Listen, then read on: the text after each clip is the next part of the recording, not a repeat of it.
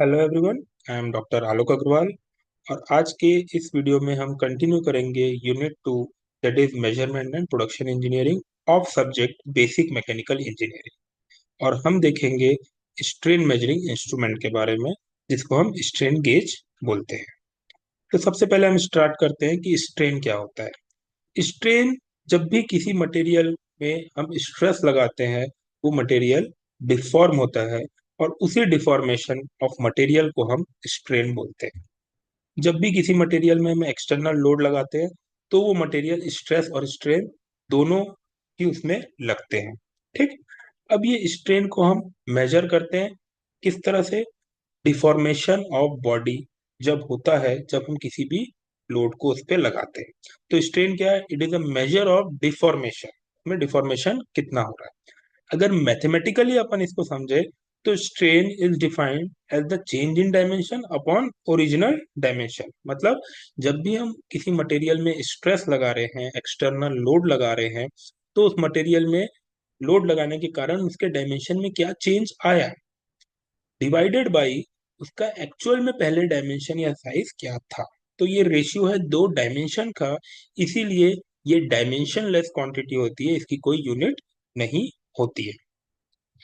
जब भी हम डिफॉर्म या लोड लगाते हैं, तो मटेरियल डिफॉर्म होता है। अब अगर हमने अलोंग द एक्सिस लोड लगाया, तो मटेरियल, अगर हम वायर की बात करें, तो वो मटेरियल, एक तो उसकी लेंथ बढ़ेगी, मतलब अलोंग द एक्सिस उसका डिफॉर्मेशन होगा। और जब उसकी लेंथ बढ़ेगी, तो उसका डायमीटर कम होगा। तो परपेंडिकुलर टू द एक्सिस भी उसका डिफॉर्मेशन होगा। एक जगह उसका डायमेंशन बढ़ेगा, दूसरी जगह उसका डायमेंशन कम होगा। तो स्ट्रेन दो टाइप से होते हैं। अगर हम अलोंग द एक्सिस की बात करें, तो हम उसको बोलते हैं लॉन्गिट्यूडनल स्ट्रेन, जो होता है change in length upon original length. वहीं हम देख रहे हैं कि जो परपेंडिकुलर टू द एक्सिस भी डिफॉर्मेशन हो रहा है, मतलब उसका डायमीटर कम हो रहा है, तो ऐसे स्ट्रेन को हम बोलते हैं लेटरल स्ट्रेन। और उसका फॉर्मूला होता है change in diameter upon original diameter. तो दो टाइप के स्ट्रेन होते हैं, लॉन्गिट्यूडनल स्ट्रेन, जिसको हम नॉर्मल स्ट्रेन भी बोलते हैं, और एक होता है लेटरल स्ट्रेन, जिसको शियर स्ट्रेन भी बोलते हैं। तो अगर सिंपल सा फॉर्मूला देखें, तो strain is change in length upon original length, या change in dimension upon original dimension, और इस स्ट्रेन को हम डिनोट करते हैं एप्सिलॉन से। चलिए अब आते हैं हम स्ट्रेन गेज। तो स्ट्रेन गेज एक सेंसर होता है, जो कि डिफॉर्मेशन या फिर हम बोले स्ट्रेन को मेजर करता है, जब किसी भी ऑब्जेक्ट का, जब वो किसी एक्सटर्नल फोर्स उस पे लगता है तब। तो ये करता कैसे है? ये जो फिजिकल स्ट्रेन हो रहा है, मतलब या फिर डायमेंशन में जो चेंज हो रहा है, उसको चेंज करता है इलेक्ट्रिकल रेजिस्टेंस। मतलब अगर डायमेंशन में चेंज हो रहा है, तो उस मटेरियल का इलेक्ट्रिकल रेजिस्टेंस भी चेंज होगा। और ये जो स्ट्रेन गेज है, उस चेंज इन इलेक्ट्रिकल रेजिस्टेंस को मेजर करके हमको स्ट्रेन की वैल्यू बताता है। इसका हम सबसे पहले प्रिंसिपल देख लेते हैं कि ये किस प्रिंसिपल पे वर्क करता है।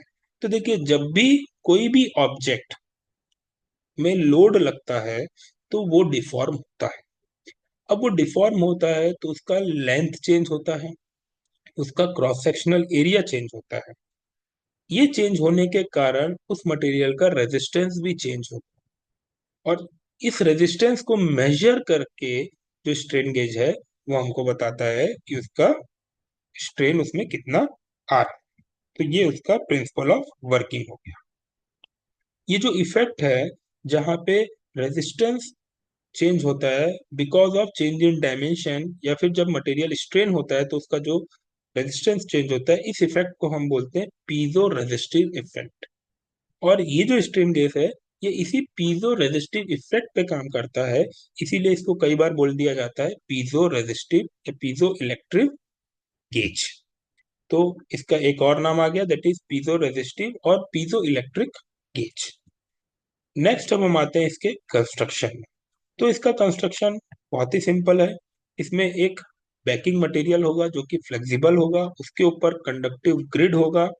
ये कंडक्टिव ग्रिड जिस मटेरियल पे लगा हुआ है, बैकिंग मटेरियल, उस बैकिंग मटेरियल को हम ले जाके स्पेसिमेन में लगाते हैं, और फिर हम उसको देखते हैं कि वहां पे चेंज इन डायमेंशन के कारण इलेक्ट्रिकल रेजिस्टेंस में कितना चेंज आ रहा है, और उससे फिर हम पता लगा लेते हैं कि उसमें स्ट्रेन कितना है।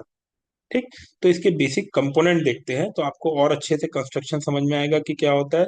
सबसे पहला जो कंपोनेंट है इसमें वो होता है बैकिंग मटेरियल। अब बैकिंग मटेरियल क्या होता है? बैकिंग मटेरियल एक फ्लेक्सिबल इंसुलेटिंग मटेरियल होता है जो कि कंडक्टिव ग्रिड को सपोर्ट करता है। कंडक्टिव ग्रिड अपन आगे देखेंगे कि क्या होता है। तो ये बैकिंग मटेरियल है, ये इस पे लगा होता है कंडक्टिव ग्रिड, और ये अलाउ करता है उसको डिफॉर्म होने के लिए, कंडक्टिव ग्रिड को डिफॉर्म होने के लिए। ये जो बैकिंग मटेरियल है, ये मटेरियल डायरेक्ट कांटेक्ट में आता है स्पेसिमेन के, जिस मटेरियल का हमको स्ट्रेन मेजर करना है।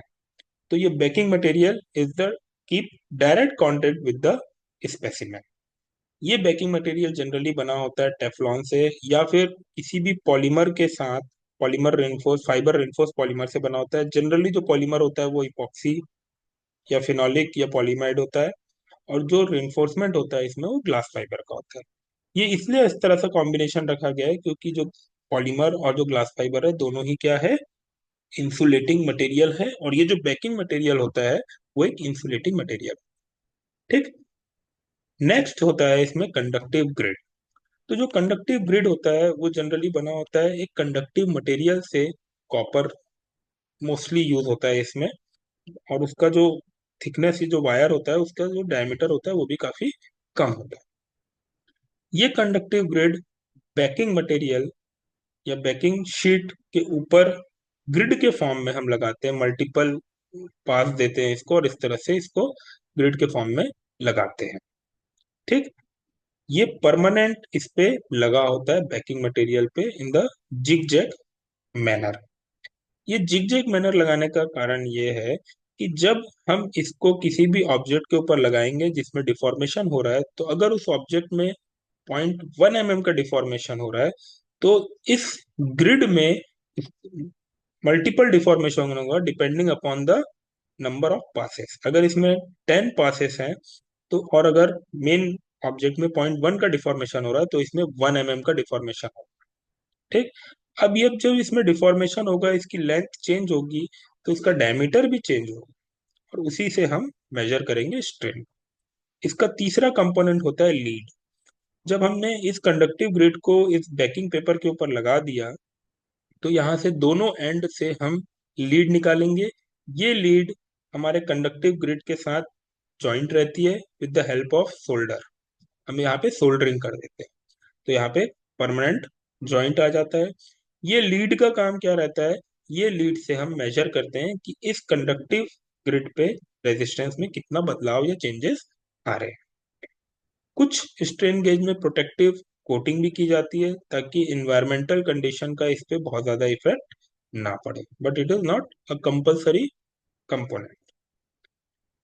नेक्स्ट अब हम आते हैं इसको हम कंस्ट्रक्ट कैसे करते हैं। तो इसको कंस्ट्रक्ट करने के लिए क्या है, सिंपल सा, सबसे पहले एक बैकिंग पेपर लेना है, उसके ऊपर ग्रिड को लगाना है, that is known as grid formation. ये जो कंडक्टिव मटेरियल है इसको हम बैकिंग मटेरियल के ऊपर लगाते हैं, और जिस मेथड से इसको लगाते हैं उस मेथड का नाम होता है फोटो इचिंग मेथड या फिर डिपोजिशन मेथड। ये परमानेंटली उस बैकिंग पेपर के ऊपर लग जाता है। जब वो बैकिंग पेपर के ऊपर लग जाता है तो इस गेज को हम उस ऑब्जेक्ट पे लगा देते हैं with the help of adhesive, जिसका हमको स्ट्रेन मेजर करना है। हमको इसको इस तरह से लगाना है कि जब हमारा मेन स्पेसिमेन डिफॉर्म होगा तो साथ ही साथ इस ये जो कंडक्टिव ग्रिड है ये भी डिफॉर्म होना चाहिए। ये जो लीड है ये कनेक्ट होती है व्हीटस्टोन ब्रिज से। व्हीटस्टोन ब्रिज का काम क्या है, वो मेजर करता है चेंज इन रेजिस्टेंस। अब अगर व्हीटस्टोन ब्रिज में अगर आप लोगों को कुछ डाउट आ रहा है तो मैंने पिछले वीडियोस में बहुत डिटेल में इसको एक्सप्लेन किया है जब हम रेजिस्टेंस थर्मामीटर का वीडियो बना रहे थे। तो आप उस वीडियो में जाके व्हीटस्टोन ब्रिज किस तरह से काम करता है वो देख सकते हैं। व्हीटस्टोन ब्रिज का मेन फंक्शन है कि वो चेंज इन रेजिस्टेंस बताता है। जब इस कंडक्टिव ग्रिड में रेजिस्टेंस चेंज होगा तो हमको कहाँ से पता लगेगा, व्हीटस्टोन ब्रिज। अब हम आते हैं इसकी वर्किंग में, ये किस तरह से काम करके हमको रीडिंग देता है। तो जब हम स्ट्रेन गेज को स्पेसिमेन के ऊपर लगा देते हैं with the help of insulating cement, और इसको लगाना किस तरह से है, कब लगाना है, जब स्पेसिमेन नो लोड कंडीशन में है, मतलब हम उसमें किसी भी प्रकार का लोड अभी तक अप्लाई नहीं किए। अगर लोड अप्लाई करने के बाद लगाएंगे तो हमको रीडिंग गलत मिलेगी। तो हम जब स्पेसिमेन में कोई लोड नहीं लगा हुआ तब हम स्ट्रेन गेज को उसमें चिपका देते हैं। जब इसमें लोड लगता है स्पेसिमेन में, तो स्पेसिमेन के साथ साथ ये जो कंडक्टिव ग्रिड है ये भी डिफॉर्म होता है। और जैसा कि मैंने बताया, अगर स्पेसिमेन जो है हमारा वो 0.1 mm डिफॉर्म हो रहा है, तो ये मल्टीपल टाइम डिफॉर्म होगा, क्योंकि हमने इसको ग्रिड के फॉर्म में लगाया है, मल्टीपल लेयर के फॉर्म में लगाया है। अगर 20 पासेस है तो हमारा ये जो टोटल जो ग्रिड है ये 2 mm डिफॉर्म हो जाएगा। 10 पासेस है तो 1 mm डिफॉर्म होगा, अगर हमारा मेन जो स्पेसिमेन है अगर वो 0.1 mm डिफॉर्म हो रहा है by the application of external load. अब इसको लगाते कैसे? इसको लगाते हैं अलोंग द डायरेक्शन। मतलब देखिए ये इस तरह से लगा हुआ है, तो जो फोर्स है, स्ट्रेन है, वो लॉन्गिट्यूडनल डायरेक्शन में आना चाहिए, तभी इसकी लेंथ चेंज होगी। और इस चेंज इन लेंथ के कारण क्या होता है? रेजिस्टेंस में चेंज आता है। ये जो रेजिस्टेंस में चेंज आ रहा है इसको हम मेजर करते हैं with the help of Wheatstone bridge. और ये जो स्मॉल चेंज इन रेजिस्टेंस हो रहा है इसको हम नोट कर लेते हैं। ठीक, तो छोटे से छोटा भी अगर रेजिस्टेंस में चेंज आ रहा है तो ये Wheatstone bridge is capable to detect that change. अब हम जो चेंज इन रेजिस्टेंस आया उसको यूज करके एक फॉर्मूले में रखते हैं। ये फॉर्मूला है स्ट्रेन गेज का, where epsilon is equal to 1/f into delta R by R. अब यहाँ पे देखिए तीन वेरिएबल है स्ट्रेन निकालने के लिए, एक तो एफ है, एक डेल्टा आर है, एक आर है। जो डेल्टा आर है उसकी वैल्यू हमको व्हीटस्टोन ब्रिज से मिलेगी। जो आर और एफ की वैल्यू है वो मैन्युफैक्चरर प्रोवाइड करता है। R is the resistance of conductive grid, जो भी हम मटेरियल का कंडक्टिव ग्रिड यूज कर रहे हैं उसका रेजिस्टेंस आर, जो कि मैन्युफैक्चरर देगा। और जो एफ है उसको हम बोलते हैं गेज फैक्टर, ये कांस्टेंट क्वांटिटी होती है, और इसका भी जो वैल्यू है वो मैन्युफैक्चरर हमको प्रोवाइड करता है। अब हमको व्हीटस्टोन ब्रिज से जैसे ही डेल्टा आर की वैल्यू मिलेगी, इस फॉर्मूले में हम पुट करके हम पता लगा लेंगे कि जो हमारा मटेरियल है उसमें कितना स्ट्रेन आ रहा है। तो इतनी सिंपल सी वर्किंग है इसकी। हम इस तरह से स्ट्रेन गेज से मेजर कर लेते हैं स्ट्रेन। नेक्स्ट अब हम आते हैं इसके एडवांटेज में। इसका एडवांटेज है सबसे इम्पोर्टेंट कि इसकी जो एक्यूरेसी रहती है वो बहुत अच्छी होती है। ये वर्सटाइल है। इसका इंस्टॉलेशन बहुत इजी है, बहुत आसानी से हम इसको किसी भी स्पेसिमेन में लगा सकते हैं। बहुत सस्ता आता है।